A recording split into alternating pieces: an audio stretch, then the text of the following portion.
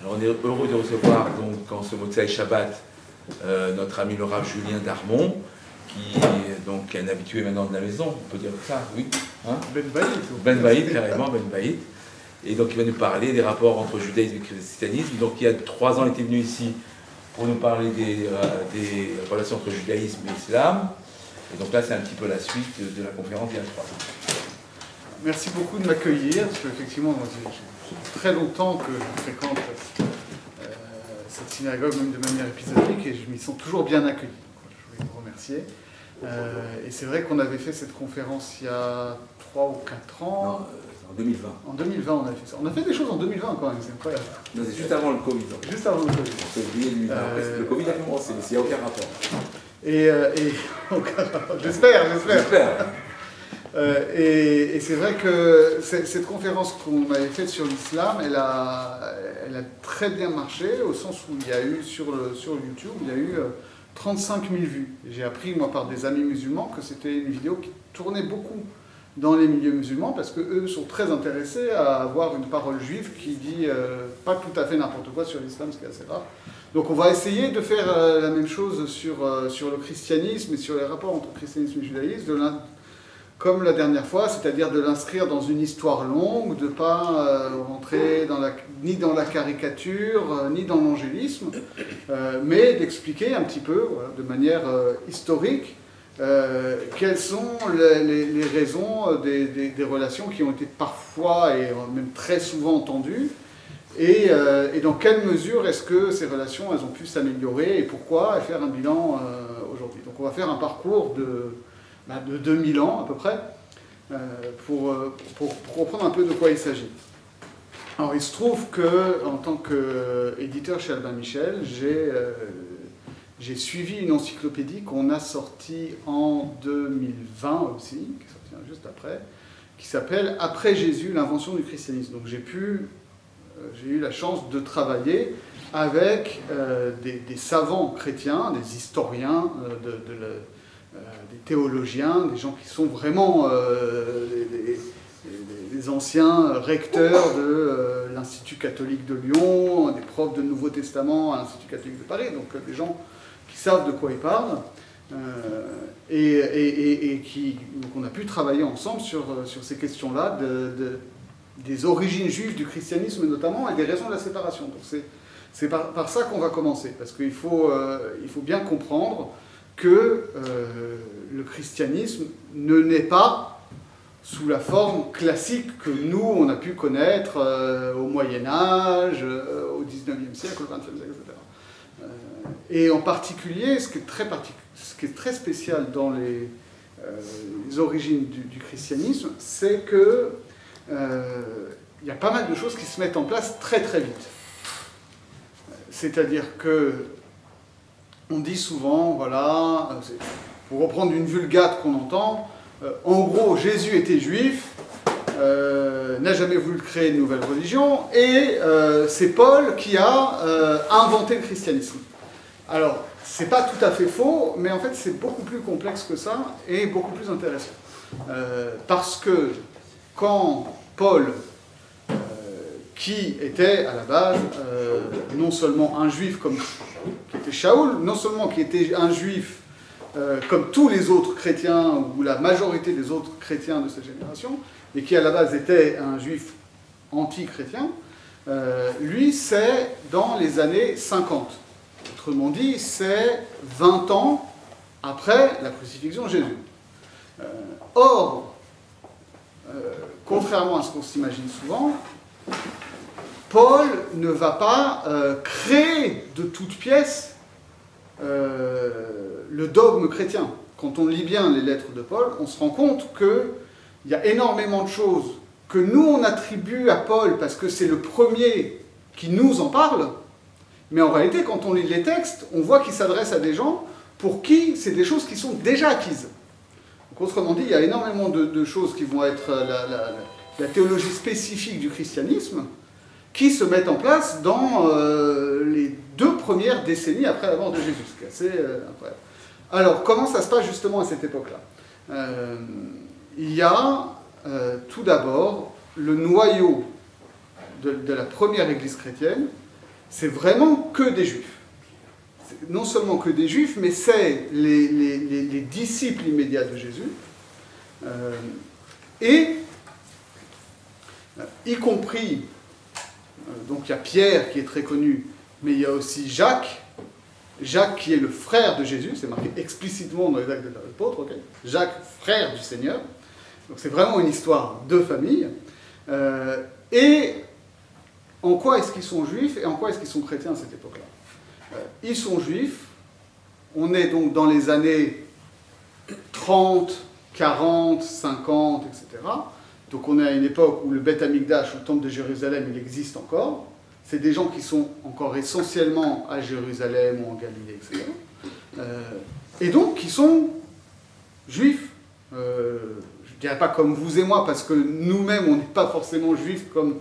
au sens où nos cadres religieux ne sont pas ceux de juifs qui vivaient à l'époque du Beth Amikdash, mais c'est des gens qui mangent kasher, qui font Shabbat, etc.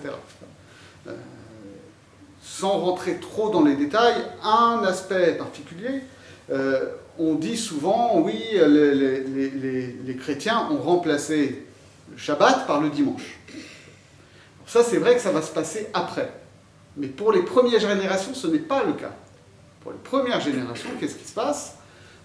C'est des juifs, donc ils font Shabbat, mais par ailleurs, comme ils croient que Jésus, c'est Mashiach, et qu'il est ressuscité, donc ils rajoutent à ça des rites supplémentaires qui sont essentiellement ce qui s'appellera plus tard l'Eucharistie, c'est-à-dire qui n'est pas du tout la messe comme ça va se pratiquer après avec un prêtre qui consacre des hosties, etc.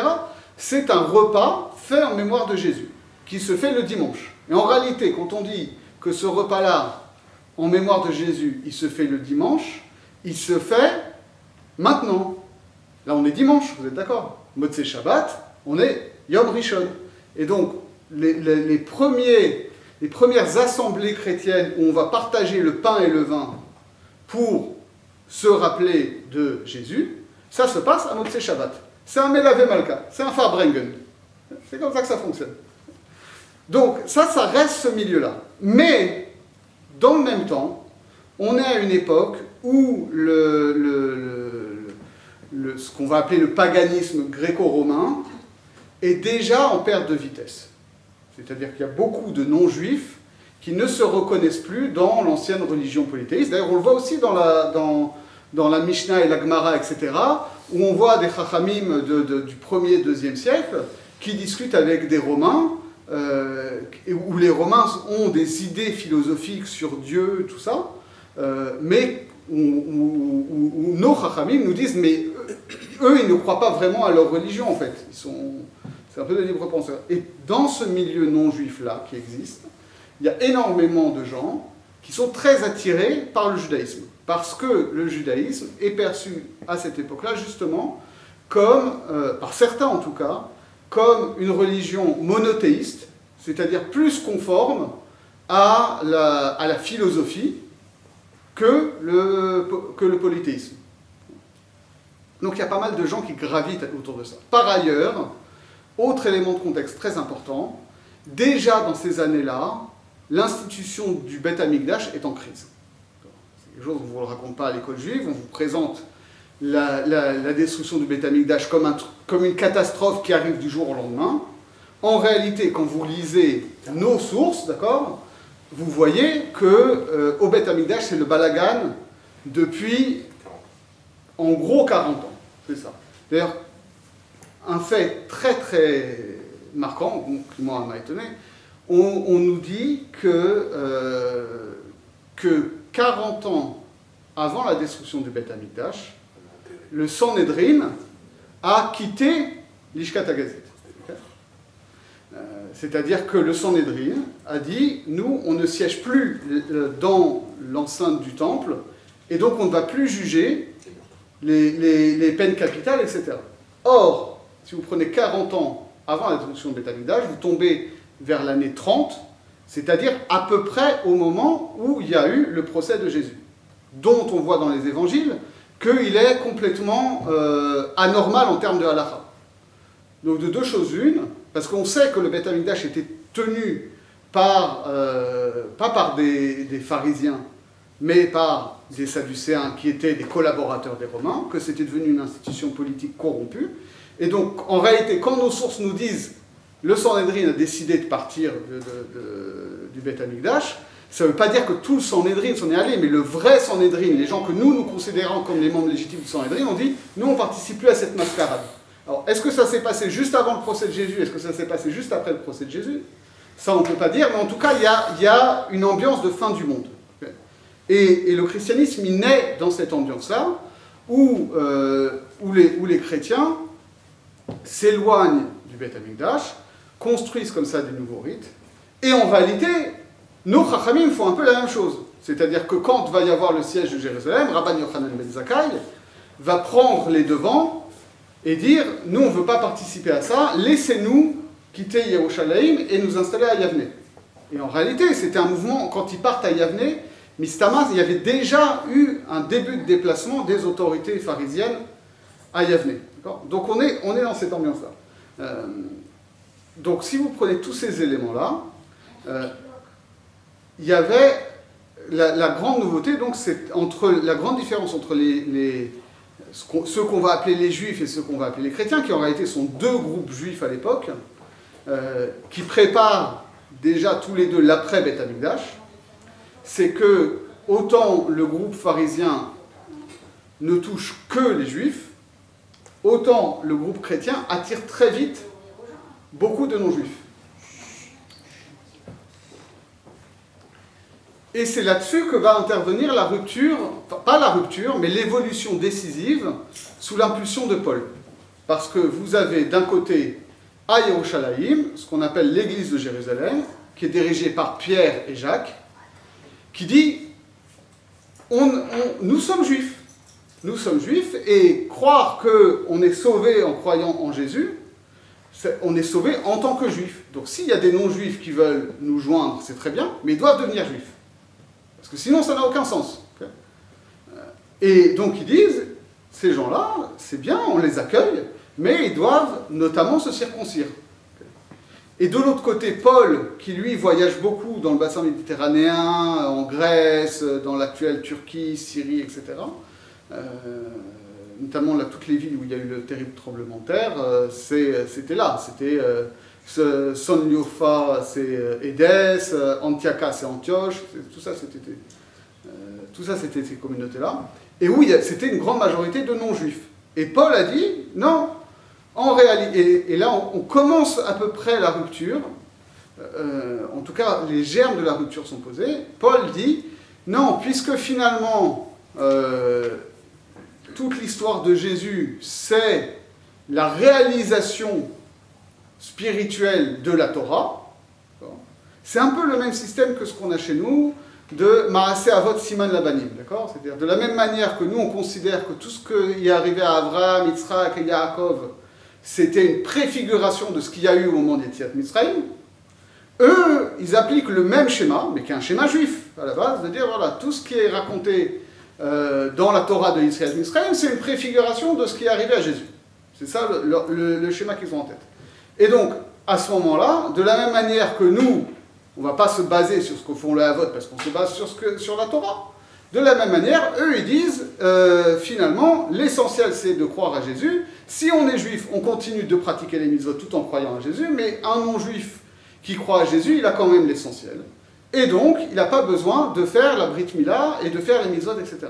Il pose quand même deux conditions, pas d'idolâtrie, pas de Avodah Zara, et interdiction de manger non seulement des viandes sacrificielles offertes à la Avodah Zara, mais aussi de manger des viandes étouffées. Normalement, même les chrétiens non-juifs des premières générations ont une obligation de faire la shrita. Ce qui est assez remarquable. Et ça continue. Ce schéma-là, il continue, en gros, jusque vers le milieu du IIe siècle. C'est-à-dire que vous avez, finalement, entre l'année 30 et l'année 130, vous avez d'un côté, et surtout à partir de 70, quand il y a la destruction du Beth Amikdash, il faut comprendre que c'est un cataclysme totale pour le monde juif dans son ensemble. Parce que nous, on est malheureusement habitués à ce qu'il n'y ait pas de temple. Donc on est habitué à ce qu'il n'y ait pas de sacrifice, qu'il n'y ait pas de règles de pureté et d'impureté, etc. Nous, on fait Shabbat, on mange kasher, machin, ok, ça on connaît. Mais à cette époque-là, pour les juifs, pour le juif lambda, hors de Beth Amikdash, il n'y a pas de repère. Il n'y a pas de sens. Donc, tout le travail de nos Chachamim, c'est de reconstruire un judaïsme autour de l'étude de la Torah, autour des mitzvot en général, et pas que sur les korbanot, et autour de la tfila. Donc ça prend bien, entre guillemets, surtout en Eretz Israël et en Babylonie. C'est pas sûr que ça a une grande influence sur ce qui se passe dans le reste du bassin méditerranéen, en Afrique du Nord, en Italie et tout ça, où il y a pourtant des juifs, mais qui sont à la base que sectes juives très largement ouvertes aux non-juifs, et en fait, de plus en plus, assez rapidement, de groupes dont les racines sont juives, mais dont la majorité des membres sont des non-juifs depuis très longtemps. Ça n'empêche pas qu'il est fort possible, parce qu'il faut savoir qu'on sait qu'il y avait beaucoup de juifs dans tout le bassin méditerranéen, comme ça à la fin du 1er siècle, fin du 1er siècle avant, début du 1er siècle après.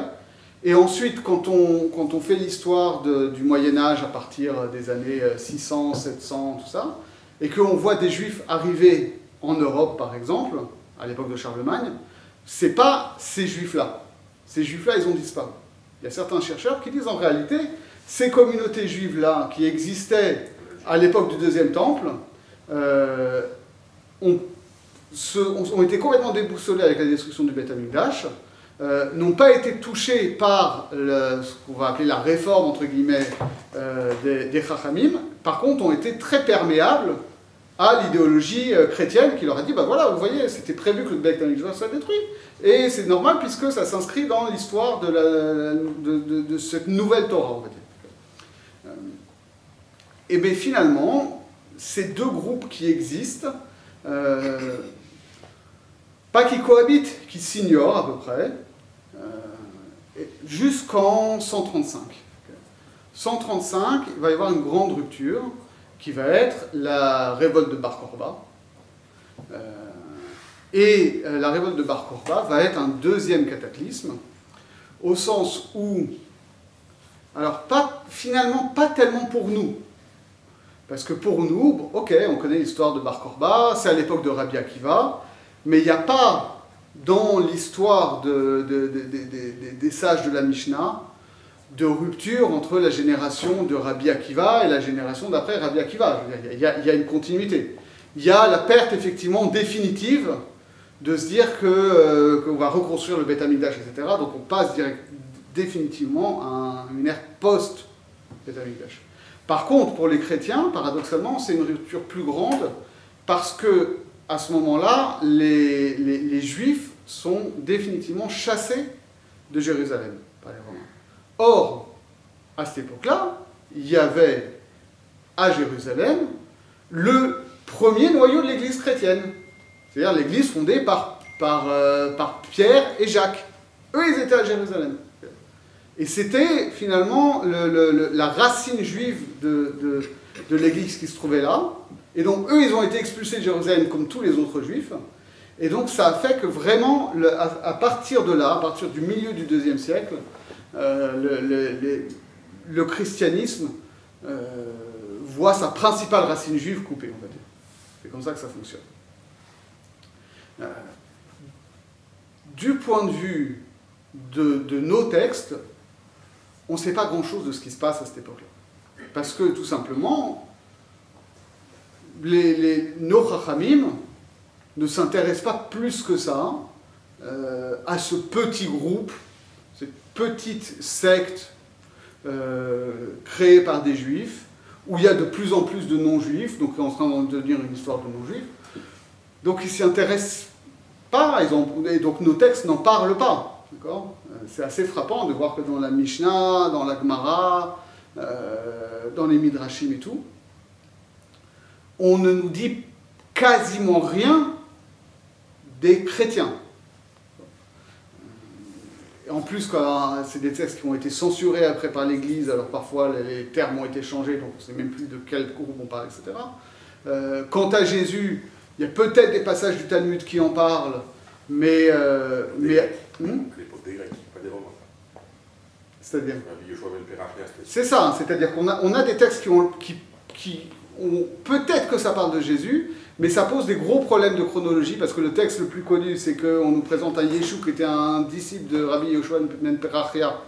Or ça, c'était à l'époque des Zougotes, donc les premières générations dans Pirkei Avot, donc c'est bien avant l'époque de Jésus à Nostri, mais parce que, a priori, c'est pas sur leur radar, c'est pas une préoccupation des Chachamim de savoir comment ça se passe dans ce petit groupe-là, qui est une religion peut-être d'origine juive, mais qui est devenue assez rapidement un groupe non-juif. Voilà comment ça fonctionne à ce niveau-là. Et tout ça pour dire que, finalement, dans le premier siècle et demi, il y a une évolution parallèle, mais il n'y a pas vraiment de confrontation, on va dire. Parce que le judaïsme est préoccupé à se reconstruire lui-même et pas à se situer par rapport à un groupe qui est relativement insignifiant et qui est déjà assez rapidement hors du judaïsme. Et de l'autre côté, les chrétiens sont devenus donc majoritairement non-juifs et sont tournés vers le monde non-juif et sont beaucoup plus préoccupés d'acquérir une légitimité au niveau des autorités romaines, etc. Parce qu'il faut savoir, notamment, que à cette époque-là, les Juifs jouissent d'un statut privilégié dans l'Empire romain. Les Juifs sont devenus citoyens romains, comme tous les citoyens de l'Empire, avec l'édit de Caracalla vers l'an 200, mais avant ça déjà, ils ont un droit particulier, c'est-à-dire c'est le seul groupe de l'Empire romain qui a le droit de ne pas participer au culte impérial. Normalement, dans l'Empire romain, la religion c'est une affaire politique. On doit apporter des sacrifices aux empereurs divinisés pour contribuer à la prospérité de l'Empire. Si vous refusez d'apporter des sacrifices aux empereurs divinisés, à ce moment-là, vous êtes en crime de lèse-majesté, vous êtes en révolte contre l'Empire. Les Juifs, eux, ont une exemption là-dessus. Mais des Romains ou des Grecs qui sont devenus chrétiens, mais qui ne sont pas juifs pour autant, ne bénéficient pas de cette exemption. Donc les chrétiens ont plus de problèmes avec les Romains à cette époque-là que les Juifs. Les choses vont changer graduellement. D'abord parce que, à partir du début du IIIe siècle, Comment ça se fait, ils ont été exemptés? Parce que C'était copain avec les empereurs, avec Antonin. c'est-à-dire il faut remonter un peu avant, mais nous on connaît surtout les problèmes de persécution des Romains, de la destruction du temple, etc. Mais avant ça, les Romains ne perçoivent pas forcément les Juifs en général, ni même les gens qui habitent en Judée en particulier, comme un groupe particulièrement dangereux. Et donc à partir du moment où où ce sont des sujets de l'Empire, et qu'ils ont réussi à faire admettre que s'ils ne faisaient pas des sacrifices à l'empereur, ce n'était pas par rébellion, mais c'était parce que, voilà, ils avaient leur particularisme religieux, c'est quelque chose qui avait été admis, mais qui n'a pas été accordé aux chrétiens en tant que tel. Alors, les choses changent d'abord au tournant du 2e, 3e siècle, où, pour le coup, le discours de séparation entre juifs et chrétiens se radicalise. C'est-à-dire que chez Paul, c'était encore le christianisme, c'est la réalisation du judaïsme. Donc les juifs continuent à faire les mitzvot et à croire en Jésus, et les non-juifs n'ont besoin que de croire en Jésus. À partir de l'an 200, en gros, dans des textes comme le dialogue avec Tryphon de Justin Martyr, avec l'épître de Barnabé, avec des textes comme ça, là, on voit se mettre en place un discours pas anti-juif au sens des individus, mais anti-judaïsme beaucoup plus clair. C'est-à-dire que là, vraiment, se met en place la théologie chrétienne classique qui va être le christianisme supplante définitivement le judaïsme. Et donc les mitzvot sont abolis, et quelqu'un qui pratique les mitzvot, qui suit la Torah, ne peut pas être chrétien. Parce que finalement, suivre les mitzvot, c'est dire que Jésus n'a pas aboli la Torah. Or, comme c'est ça qui se met en place, c'est là que les choses se corsent un petit peu. Mais ça reste encore un discours finalement interne aux chrétiens qui ne touche pas tellement les juifs. Les choses vont changer avec la conversion de l'Empire, avec Constantin, donc au 5e siècle. 315, je sais, 315 plutôt. 4e siècle. Il faut savoir d'ailleurs que même à cette époque-là où il y a un discours très anti-Torah, anti-mitzvot dans les milieux chrétiens, ce n'est pas un discours universel. Il y a toujours des individus qui maintiennent le dialogue. Par exemple, Origène. Origène, c'est un théologien chrétien, c'est le fondateur de l'exégèse chrétienne, de la lecture chrétienne de la Bible, qui était à Alexandrie et qui a été formé auprès de maîtres juifs. Et donc lui, contrairement à beaucoup de ses collègues qui vont avoir une lecture caricaturale de Paul en disant voilà, les chrétiens sont du côté de l'esprit qui vivifie et les juifs sont du côté de la lettre morte et les juifs ne comprennent rien à la Torah, etc. Origène dit non, pas du tout. Je peux vous dire que je connais plein de juifs qui ont une compréhension spirituelle de la Torah. Et il étudie beaucoup les textes de Philon d'Alexandrie, et c'est pas du tout impossible, parce que comme Origène a été chassé d'Alexandrie vers Césarée, il est possible qu'il ait amené avec lui, enfin on sait qu'il a amené avec lui les textes de Philon d'Alexandrie en Eretz Israël, où il n'était pas connu avant, et c'est pas impossible, vu qu'on sait qu'il a étudié à Césarée avec certains maîtres juifs, et que à cette époque-là, les maîtres juifs à Césarée, c'était notamment Rav Oshaya Rabbah, c'est-à-dire le principal auteur du Midrash Rabbah. C'est pas du tout impossible qu'il ait aussi transmis aux auteurs du Midrash Rabbah des idées philoniennes, etc. Tout ça pour dire que c'est toujours complexe, c'est-à-dire qu'on est quand même dans des histoires d'individus et tous ne sont pas forcément sur la même ligne. Okay. Ce qui change vraiment avec l'établissement de l'Empire, c'est que le christianisme n'est plus un petit groupe persécuté, mais ça devient quelque chose qui est lié au pouvoir. Et les choses se corsent vraiment, à partir de Théodose. Théodose, c'est un empereur romain. Alors on va dire empereur byzantin, mais en fait ça n'a pas de sens à l'époque. C'est-à-dire que tout ça, c'est l'Empire romain. L'Empire romain d'Orient, mais il n'y a pas vraiment de rupture, c'est-à-dire qu'il y a un empereur à Rome et il y a un empereur à Constantinople, mais c'est le même empire où il y a différents empereurs qui co-gèrent l'empire. Et ça s'applique à tout l'empire. C'est lui, Théodose, qui va prendre des mesures radicales contre les Juifs. Il y en a eu d'autres, mais celle-là, elle est significative.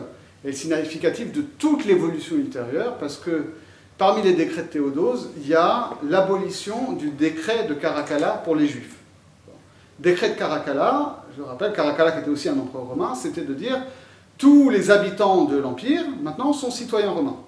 Sous Théodose, on dit maintenant, on retire la citoyenneté romaine aux Juifs. C'est-à-dire les Juifs ne sont plus citoyens, ils n'ont plus les mêmes droits que les autres.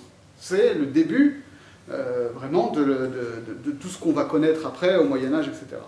Et ça s'aggrave au fur et à mesure des conciles. Alors on ne va pas tous les citer parce que sinon on ne va pas faire toute l'histoire les relations judéo-chrétiennes dans le détail année par année. Mais il y a des repères quand même, c'est-à-dire que des repères et des anecdotes. À partir du moment où les francs deviennent chrétiens, avec la conversion de Clovis, il y a dans le royaume franc des conciles. Des conciles, c'est-à-dire des évêques qui se réunissent pour prendre des décisions. Parmi ces conciles-là, il y a beaucoup de décrets qui sont pris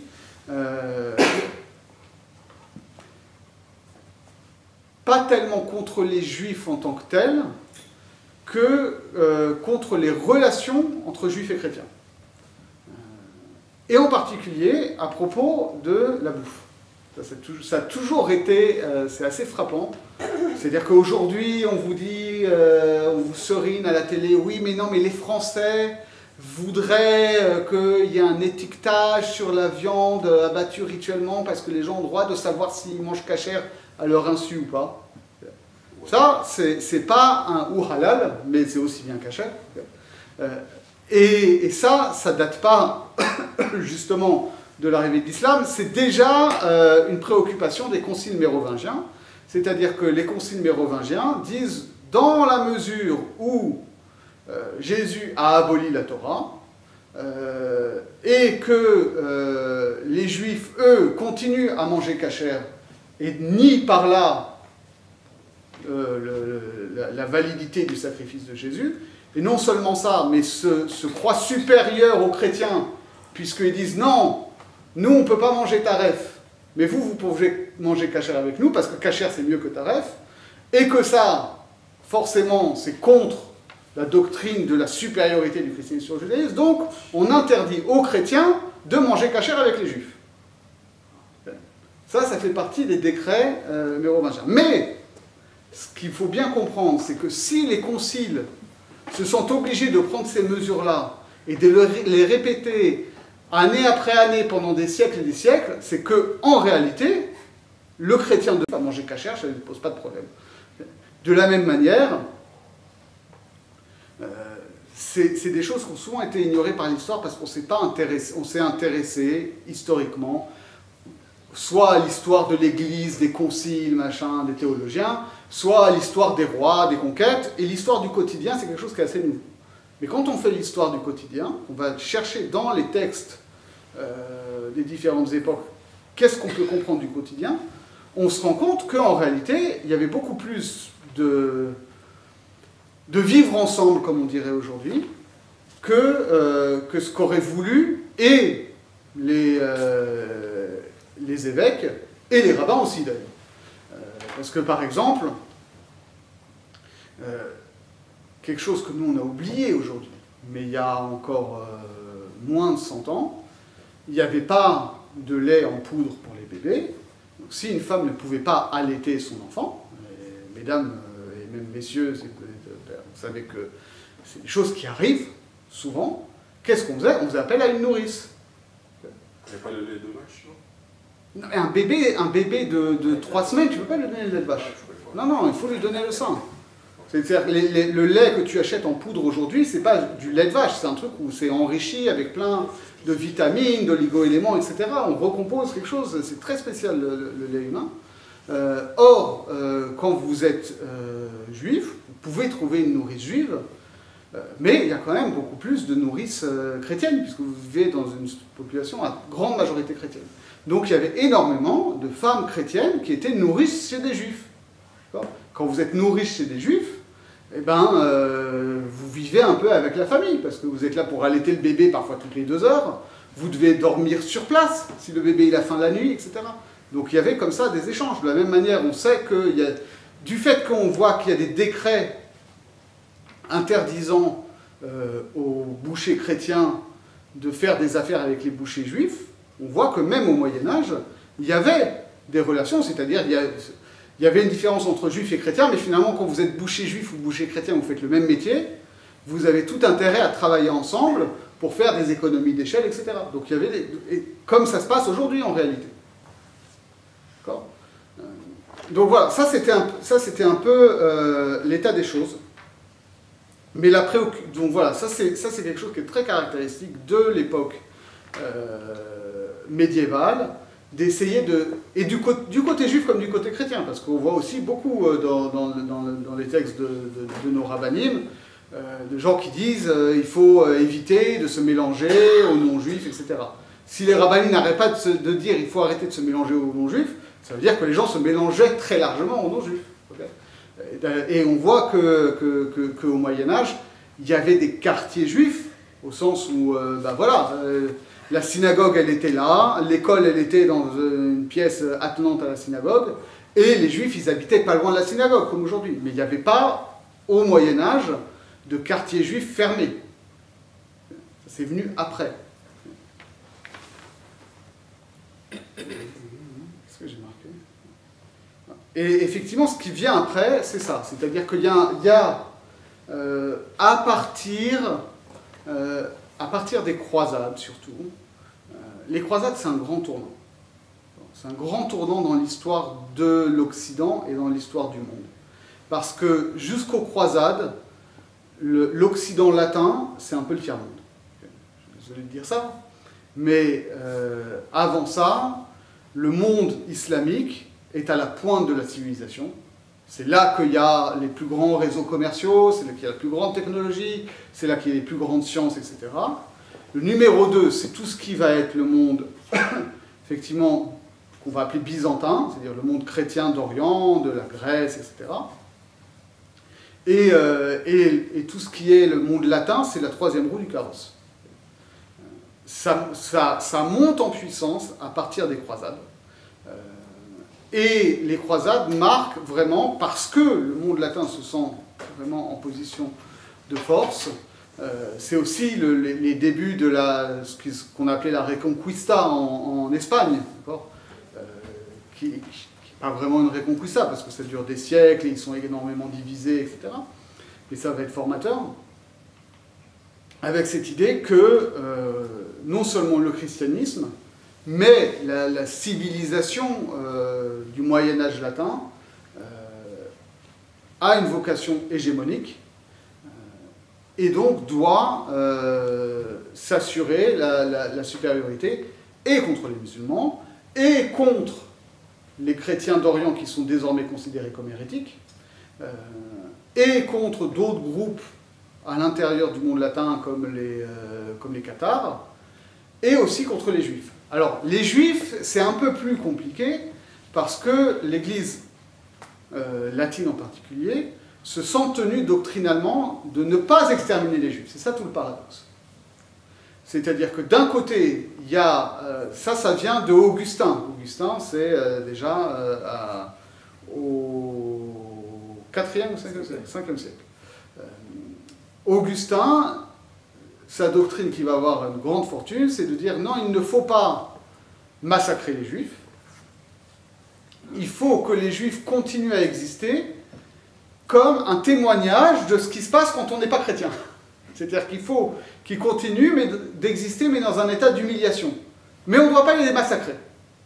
Donc ça, c'est la doctrine de l'Église. Donc l'Église va à la fois toujours s'assurer que les Juifs sont maintenus dans un état d'avilissement, mais en même temps va les protéger contre les débordements de violence des masses populaires, etc., qui sont pourtant excités par des gens d'église eux-mêmes.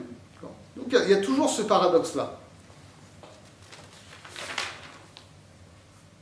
Et ce qui se met en place après, effectivement, donc pour le dire très rapidement, à partir de la fin du XIIe siècle surtout, le fait que l'Occident est devenu une vraie puissance avec les croisades fait que les objectifs de croisades et de plus généralement de campagnes militaires des rois deviennent de plus en plus importantes. Le pouvoir royal, que ce soit en France, que ce soit en Espagne, que ce soit en Angleterre, décide de prendre la main sur les seigneurs régionaux. C'est à ce moment-là, c'est sous Philippe Auguste notamment, que le domaine royal qui était limité à l'Île-de-France va commencer à s'étendre sur le territoire actuel de la France, en confisquant les territoires des anciens ducs d'Aquitaine, d'Anjou, de Champagne, etc. D'accord ? Et pour ça, il faut de l'argent.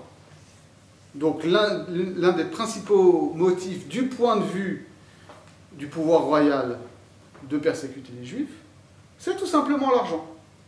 C'est-à-dire qu'on sait que les Juifs, ils ont de l'argent, donc on va exciter les gens contre eux, on va faire des pillages, on va les chasser, on va confisquer leur argent.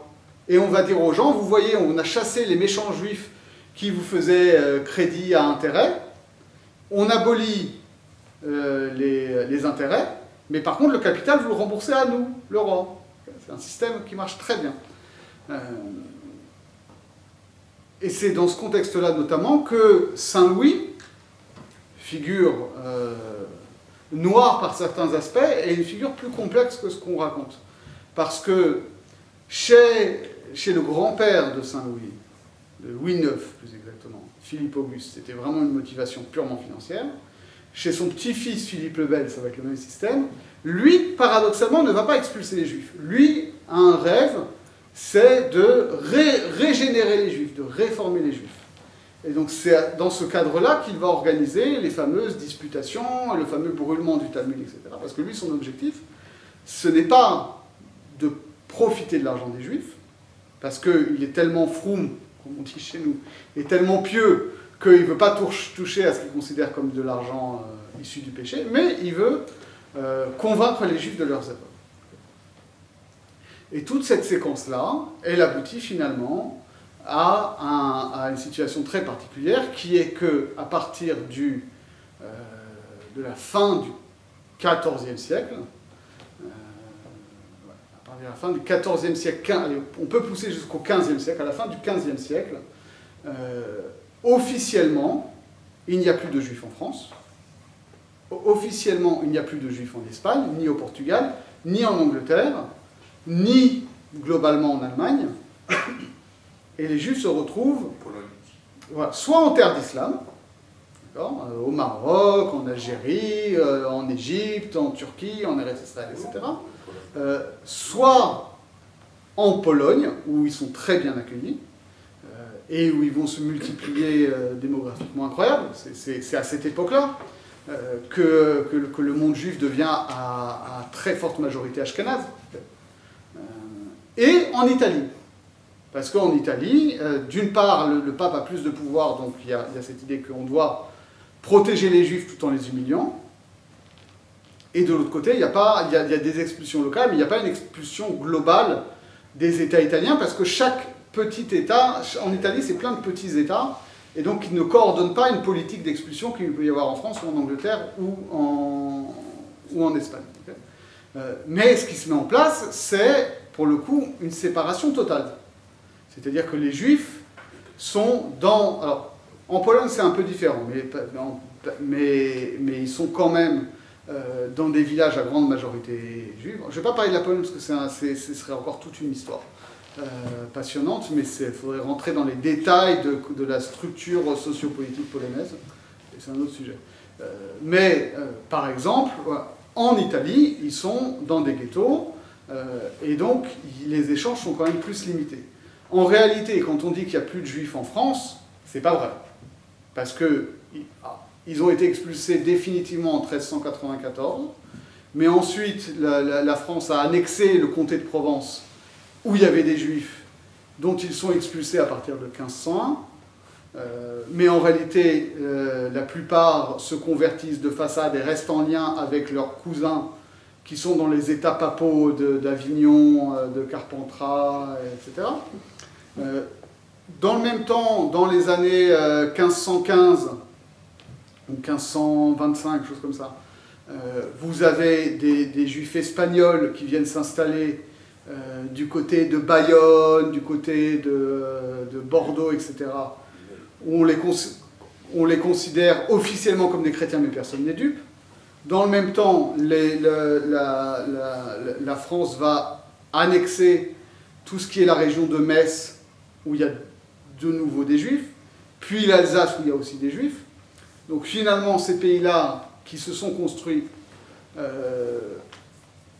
en se disant on a réglé entre guillemets la question juive parce qu'on est un État uniquement chrétien, se retrouve avec beaucoup de juifs. Et avec des juifs qui, paradoxalement, comme ils sont censés ne pas être là, donc on ne problématise pas leur présence et on devient beaucoup plus pragmatique.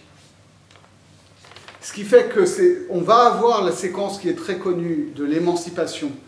C'est-à-dire qu'à la Révolution française, l'un des premiers décrets qui va être pris par la Constituante, ça va être de donner la citoyenneté aux Juifs.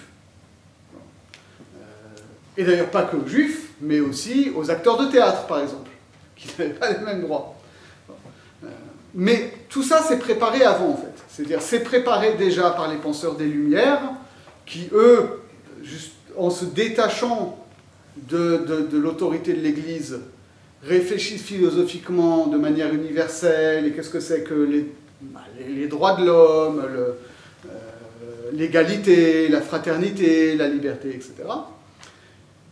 Mais avant ça, déjà, on voit qu'il y avait des relations beaucoup plus positives entre les Juifs et les chrétiens. C'est-à-dire que, sans rentrer dans le détail, déjà dans les années 1750, 1760, 1770, à Metz, par exemple, les Juifs sont très appréciés. On considère que c'est des gens qui sont travailleurs, sur qui on peut compter, etc. Il y a des tribunaux rabbiniques qui sont très importants, mais avec des gens qui sont insérés dans la société, avec un paradoxe qui est que pour les femmes, par exemple, au début, les tribunaux rabbiniques sont réticents à à reconnaître aux femmes une capacité économique. C'est-à-dire que normalement, s'il y a une entreprise, c'est l'homme qui gère l'entreprise et la femme, elle reste à la maison. Mais il y a de plus en plus à cette époque-là de femmes juives qui sont des chefs d'entreprise. Soit parce que leur mari est mort, soit parce qu'elles ont hérité de leur père, etc.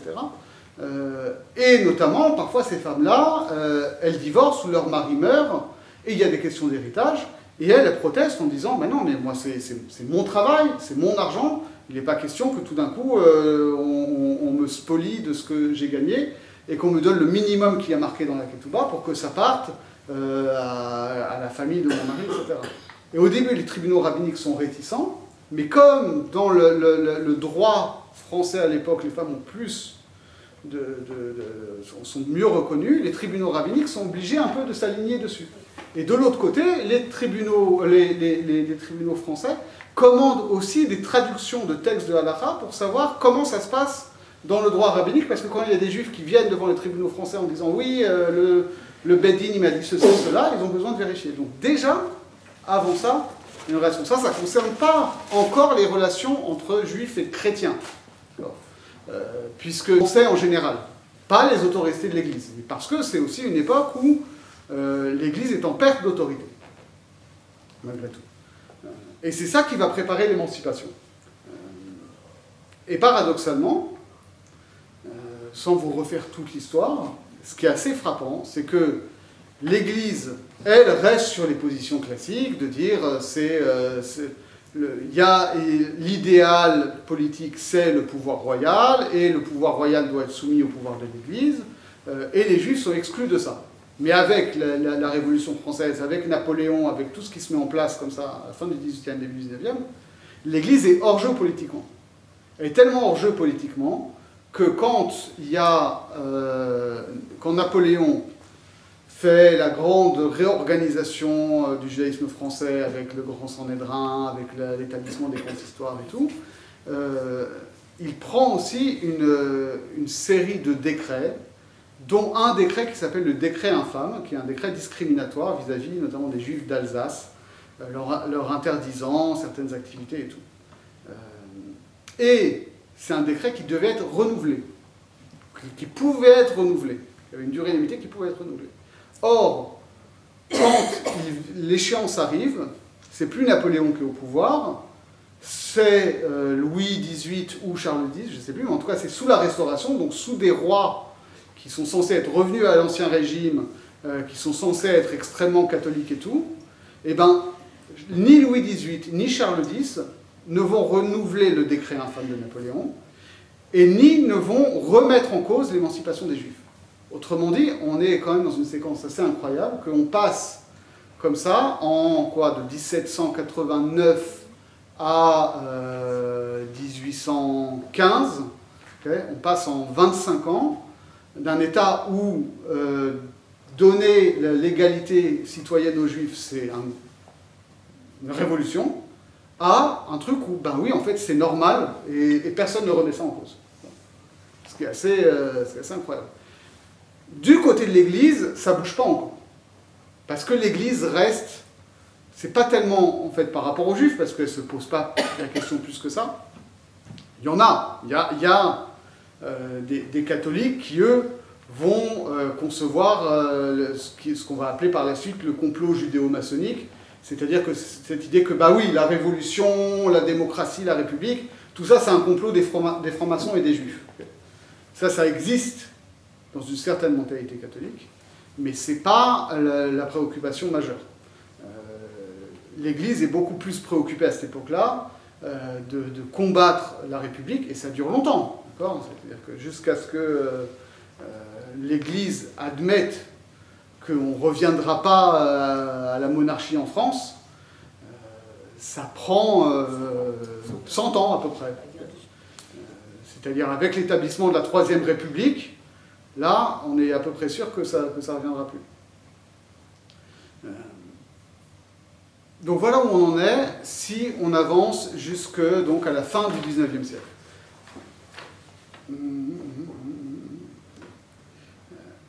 Et il faut voir que du côté juif aussi, les choses évoluent.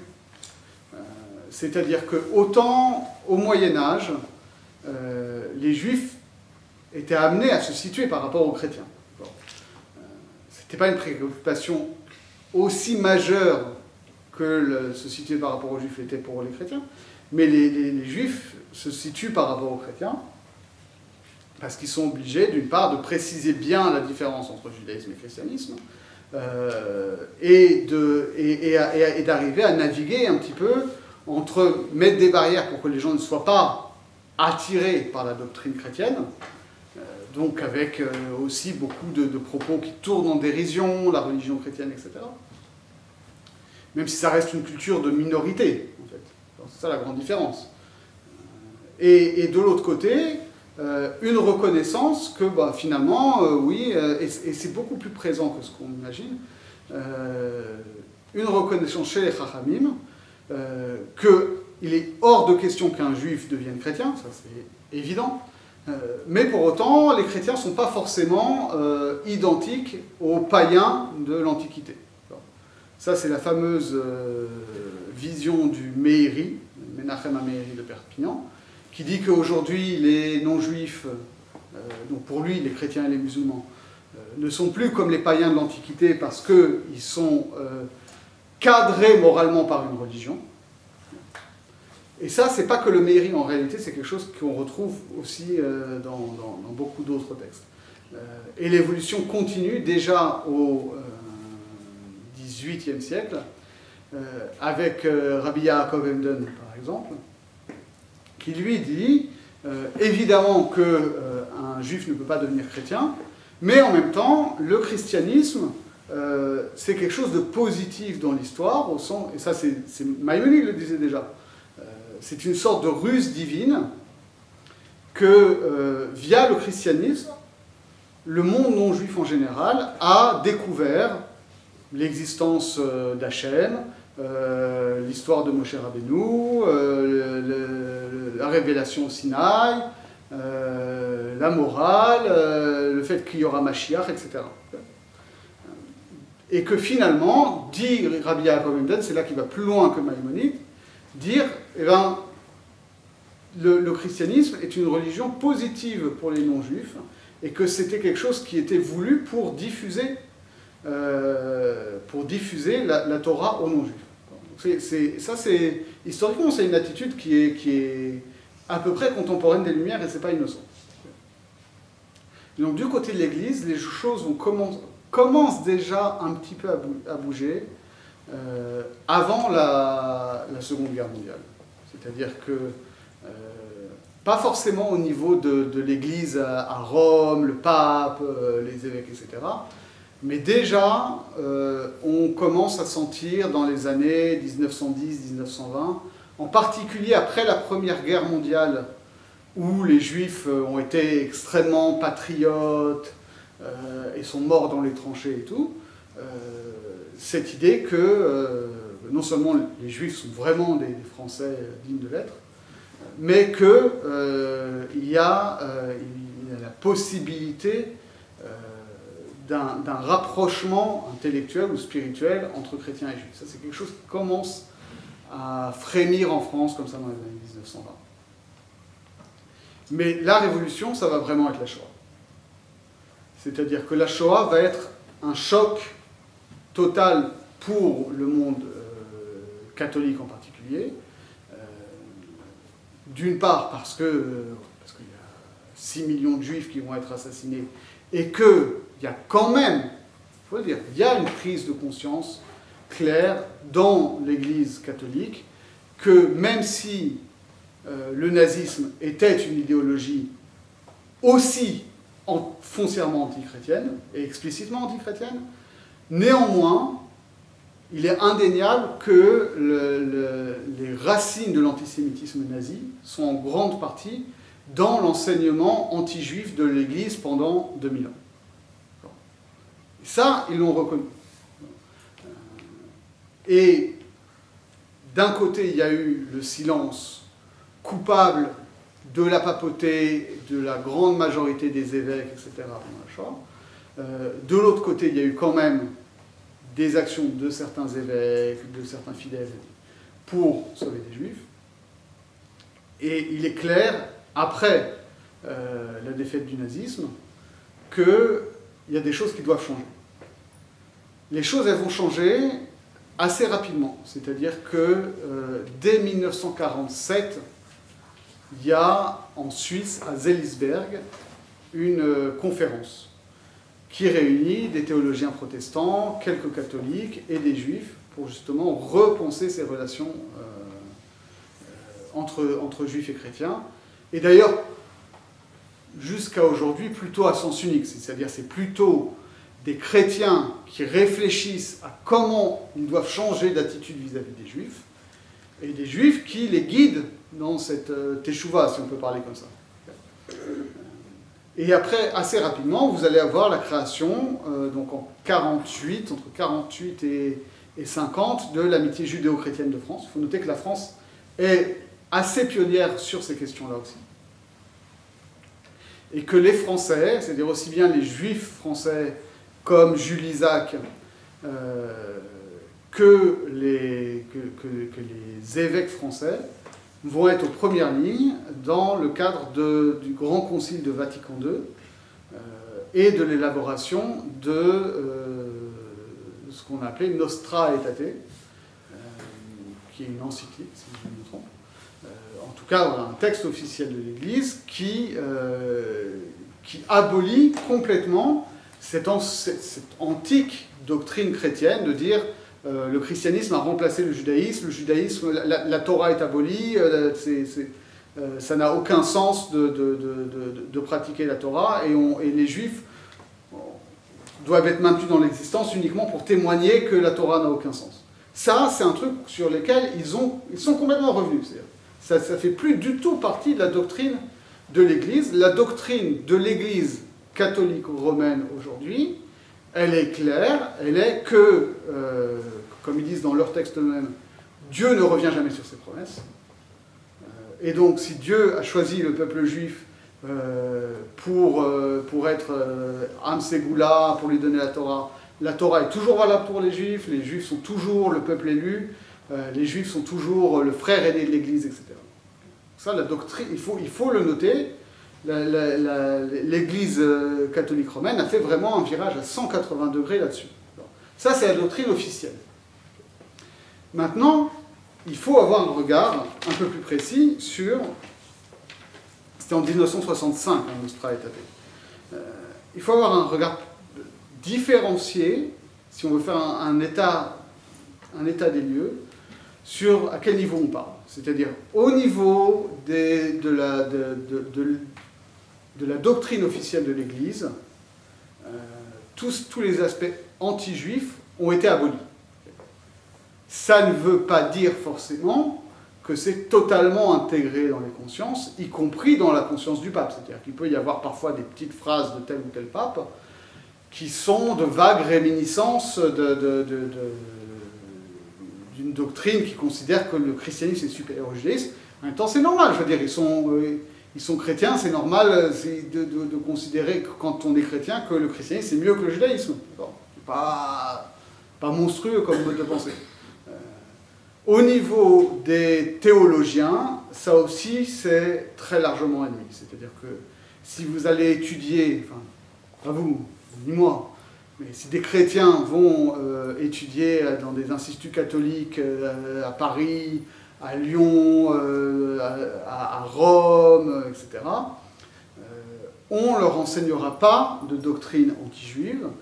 On leur enseignera, au contraire, qu'ils ont besoin de connaître le judaïsme dans tous ses aspects, y compris connaître l'hébreu, y compris connaître l'histoire juive, y compris connaître l'histoire de la Shoah, y compris, s'ils le peuvent, s'initier à la Mishnah, au Midrash, etc., s'ils veulent avoir une vraie formation chrétienne. Ça, c'est, on va dire, les échelons les plus élevés. De l'autre côté, il faut être clair que les petits curés de paroisse, a fortiori de province, ne sont pas tous à ce niveau-là, très loin de là. Non, mais de la même manière que chez nous, tous les rabbins de synagogue ne sont pas au niveau théologique et talmudique, ni de Rav Kanievski, ni de Rav Ovadia Yosef, etc. Il y a différents niveaux. Il y a des gens, quand vous êtes un petit rabbin de synagogue, quand vous êtes un petit curé d'une église de province, vous n'avez pas forcément un bagage théologique incroyable. Et donc vous vivez aussi beaucoup sur ce qu'on vous a appris dans votre enfance, sur des préjugés, sur des choses comme ça. Au niveau des fidèles, c'est un peu la même chose. C'est-à-dire que vous avez d'un côté une minorité, une petite minorité, même si elle est de plus en plus nombreuse, de chrétiens qui s'intéressent beaucoup au judaïsme. Énormément. L'Afrique, c'est encore autre chose. L'Afrique, on va en parler, l'Afrique, c'est un sujet à part. Mais à Paris, à Bordeaux, à Lyon, à Marseille, comme ça, dans les grandes métropoles, vous avez des groupes d'amitié judéo-chrétienne, vous avez des associations chrétiennes qui apprennent l'hébreu, etc., qui sont très actives.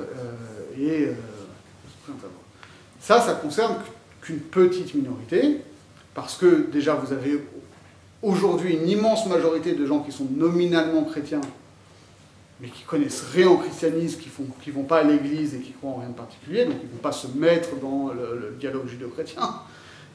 Et vous avez aussi énormément de gens qui sont dans des endroits où il n'y a pas de juifs, où on ne se pose même pas la question de qu'est-ce que c'est que les juifs ou qu'est-ce que c'est que le judaïsme, et où on vit un christianisme social sans étude des textes ou sans quoi que ce soit. Alors, ça, c'est l'état, on va dire, du monde catholique. Le monde protestant, dont je n'ai pas parlé jusqu'à présent, c'est une sensiblement différente, parce que le monde protestant, donc, qui naît, pareil, au XVIe siècle, et qui est lui aussi persécuté par l'Église catholique, les guerres de religion, les machins, etc., vous connaissez tout ça, très vite, les protestants, et c'est quelque chose qui fait vraiment partie de l'ADN des protestants, et par les Romains, de la même manière, les protestants sont un nouveau peuple juif qui est persécuté par l'Église catholique, qui est la Nouvelle Babylone, et donc les protestants ont très vite nourri cet imaginaire-là, qu'ils étaient qu'ils étaient un nouveau peuple juif en exil, persécuté, et donc qu'ils devaient notamment se chercher une nouvelle terre promise. C'est comme ça que les groupes anglais protestants radicaux sont partis en Amérique pour coloniser l'Amérique, parce que pour eux, ils étaient un nouvel Israël qui partait vers une nouvelle terre promise. Ça, c'est une mentalité qui est restée très présente. Ce qui fait qu'aujourd'hui, quand vous avez les évangélistes américains qui sont les héritiers de cette histoire-là, ils ont une relation très paradoxale avec les Juifs. Parce que d'un côté, ils se disent, voilà, nous, on n'a jamais persécuté les Juifs comme les catholiques ont persécuté les Juifs. Au contraire, contrairement aux catholiques, on a toujours lu l'Ancien Testament, donc on connaît très bien la Bible, on a toujours cultivé une sensibilité juive, donc on est beaucoup plus juif que les autres chrétiens. Mais de l'autre côté, ils ne connaissent rien du judaïsme en tant que tel. C'est-à-dire qu'ils ne voient le judaïsme et les juifs qu'à travers le prisme de leur vision. Et donc, eux sont persuadés, mais c'est très américain, si je peux me permettre de dire ça, c'est-à-dire de la même manière que les Américains se voient aux dimensions du monde, mais en fait voient tout à travers le prisme de leur esprit américain et ne comprennent pas que les gens ne sont pas forcément sur la même longueur d'onde que les Américains.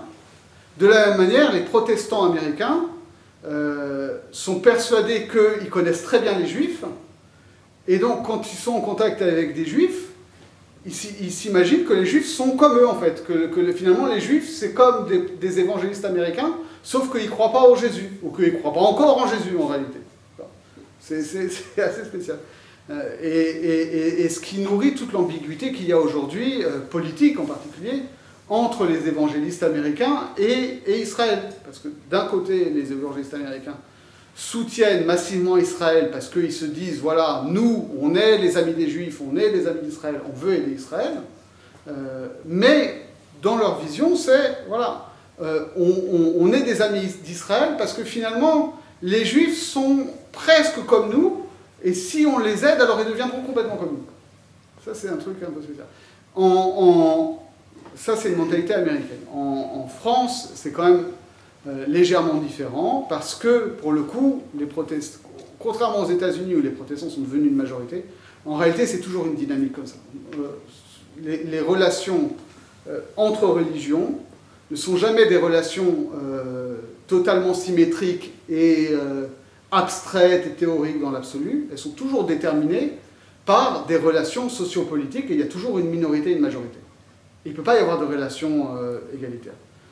Ce qui fait que, finalement, ce qui a permis aussi, au-delà de la conscience de la Shoah, à l'Église catholique de faire un chemin vers les Juifs, et qui a permis aux protestants français d'avoir une plus grande proximité et une plus grande authenticité dans ses relations avec les Juifs que les protestants américains, c'est que les protestants français ont toujours été une minorité, comme les Juifs. Donc il y a eu une certaine solidarité entre minorités. Et aujourd'hui, les catholiques, les vrais catholiques, au sens où les gens qui vont à l'église, qui se définissent comme catholiques, c'est aussi une minorité.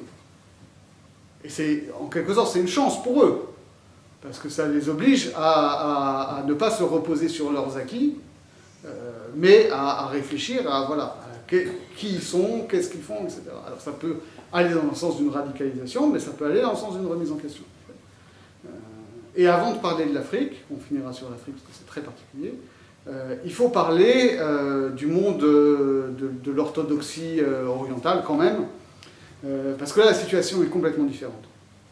C'est-à-dire que d'un côté, aujourd'hui, les églises orthodoxes d'Orient, que ce soit en Grèce, que ce soit en Serbie, ou que ce soit a fortiori en Russie, sont vraiment des instruments d'une revendication nationaliste et identitaire.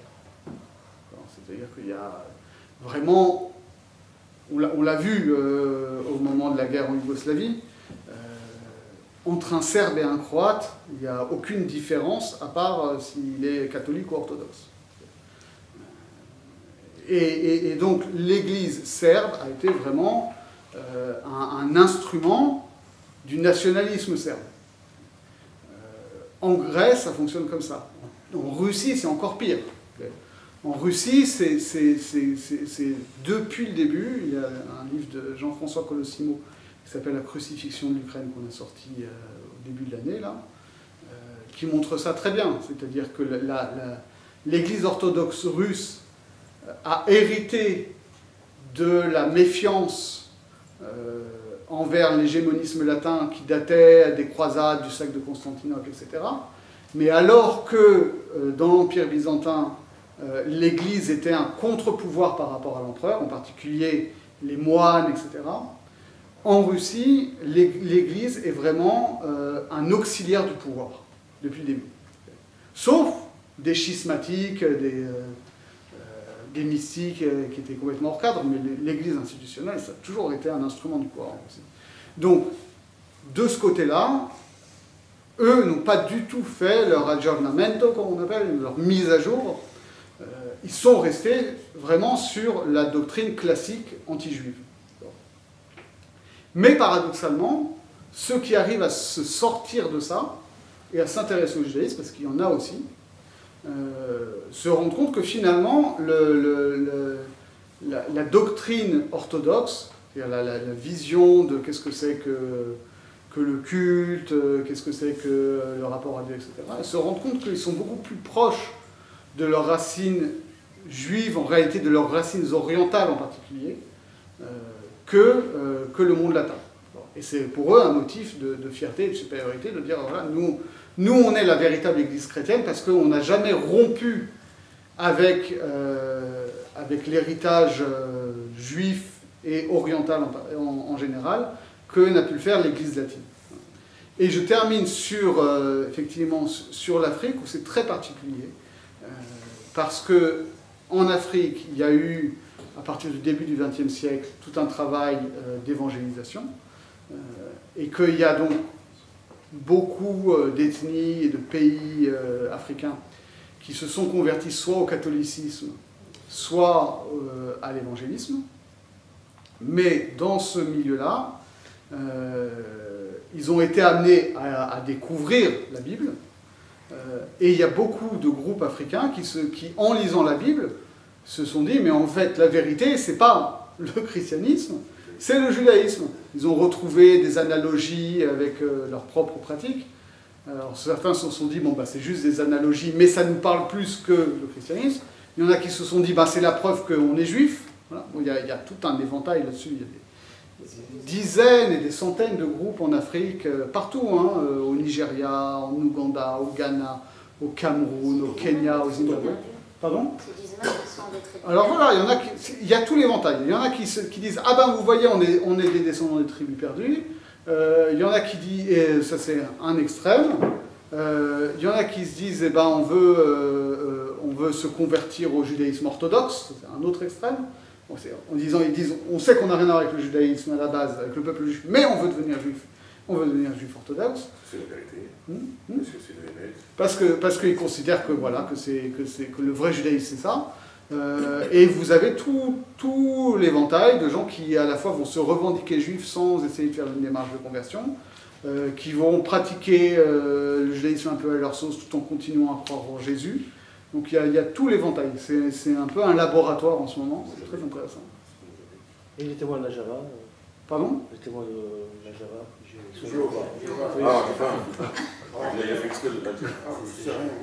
alors ça, c'est d'autres groupes qui sont nés effectivement. Non, c'est vrai que c'est un peu similaire. C'est-à-dire que vous avez les témoins, vous avez les adventistes du 7e jour, etc.